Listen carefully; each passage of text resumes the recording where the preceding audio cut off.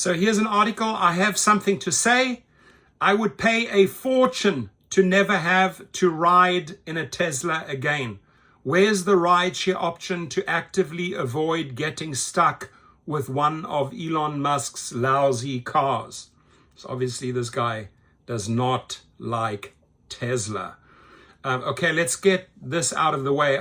I can't drive and don't understand the difference between types of cars. This upsets no one like it upsets men whose self-worth are tied up in their ugly little vehicles, the hideous blue upholstery they got for their Toyota, their early lives guided by reruns of Pimp My Ride.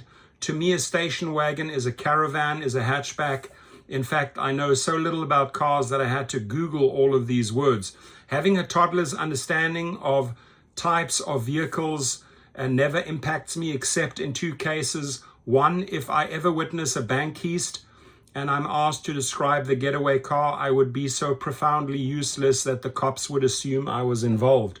Two, I never know which Uber is mine.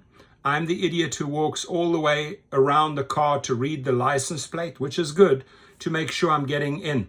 Let me check my notes here. Nissan Altima instead of Kia Sorento. For this joke, I Googled car types. I don't use rideshares very often, but increasingly my experiences have been nauseating. Uber rides and Lyft trips have felt like riding in a broken tilt-a-whirl with me swaying in the back seat, trying to not throw up before I can get the window rolled down. I arrived at my destination still undulating with motion sickness. I've never liked riding in the backs of cars very much, but lately it's felt like a new, worse car had recently hit the market. I'm half right. The car isn't new, but my God, does it ever suck. Elon Musk has done a lot of harm to society, from decimating the federal government to ruining Grimes for me personally, but I want to grab that man by his scruff for foisting the Tesla on me. Even that, I even know what a Tesla is remains a problem unto itself, but the experience of riding in one of these cars is so incredibly unpleasant that now I can recognize one on sight. How do you feel about that, driving in a Tesla? What the F is this awful car? It's like riding in a coffin. They're too low to the ground, completely pitch black inside, and every single Tesla ride makes me feel like I'm going to barf for 1 million years.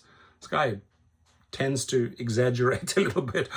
I'm not the only person trying to not blow chunks in the back of the world's ugliest vehicles. There are several websites and forum posts about how Teslas and electric cars generally can make passengers car sick.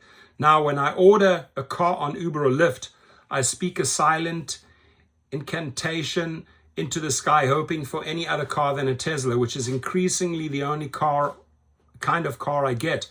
I would prefer a teenager show up with a tandem bike, him patting the extra seat and telling me, hop on. But hey, I get it. Other than me burp heaving in the back seat of these cars, the Tesla is perfect. If there's anything I want in a tin can that can drive up to 200 miles an hour, it's for the door to be practically non-functional. I completely understand why you would want the external handle to fuse completely with the door, making it impossible to hold on rainy or freezy cold days. I also really admire how opening the door from the inside and rolling down the window are equally mysterious actions. Do you press the button for the window or the door, or is it both? And how about 2 screens on the dashboard to distract both me and the driver? Yes, I think all cars should have televisions. Great idea. What do you think?